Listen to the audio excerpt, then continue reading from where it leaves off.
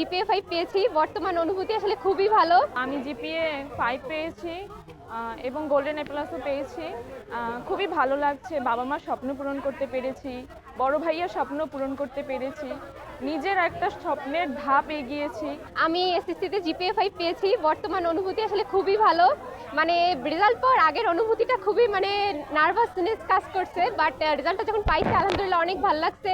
আমাদের যারা বিগত বড়াপুরা আছে তারা সকলেই পরীক্ষা দিয়ে গিয়েছে এবং এটা আমাদের জীবনের সবচেয়ে বড় একটি পরীক্ষা এবং সেখানে আমরা অত্যন্ত ভালো একটা রেজাল্ট করতে পেরেছি। আমি বরিশাল বোর্ড থেকে পরীক্ষা দিয়েছি।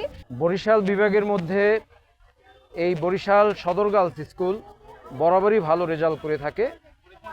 এবছরও আল্লাহ রহমতে 292 জন শিক্ষার্থী পরীক্ষা দিয়েছে, 220 জন এ প্লাস পেয়েছে। আমার মেয়ে রুফাইদা মালিহা বিজ্ঞান বিভাগ থেকে সকল বিষয়ে এ প্লাস পেয়েছে। বরিশাল সরকারি বালিকা উচ্চ বিদ্যালয়ের এসএসসি 2025-এর ফলাফল আমরা পেয়েছি। আমাদের মোট পরীক্ষার্থী ছিল 289 জন। আমাদের সকলেই উত্তীর্ণ হয়েছে। আমাদের 220 জন এ প্লাস পেয়েছে, বাকিরা জিপিএ 4 এবং 3-তে আছে। আমাদের 2025 সালের মাধ্যমিক স্কুল সার্টিফিকেট পরীক্ষায় আমাদের পরীক্ষার্থী উপস্থিত ছিলেন 1,80,310 জন। এর মধ্যে উত্তীর্ণ হয়েছেন 1,39,983 জন। পাশের হার শতকরা 77.63%। পাশের হার 77.63%। এখানে আরো কিছু তথ্য আমি উপস্থাপন করতে চাই।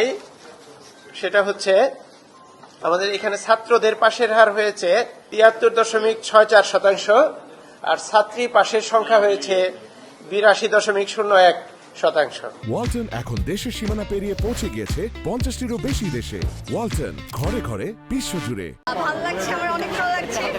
আমার ফার্স্ট পিএসসির পরে এটাই ফার্স্ট বোর্ড এক্সাম ছিল, তো গোল্ডেন প্লাসটা আসলে খুব ভালো লাগছে। মোট নাম্বার ভালো লাগছে আলহামদুলিল্লাহ। And thanks to my teacher, my parents, obviously ওরা ছাড়া কোনোভাবে সম্ভব হতো না। পরবর্তী লক্ষ্য এসেছি, ভালো ইঞ্জিনিয়ারিং পড়ার ইচ্ছা।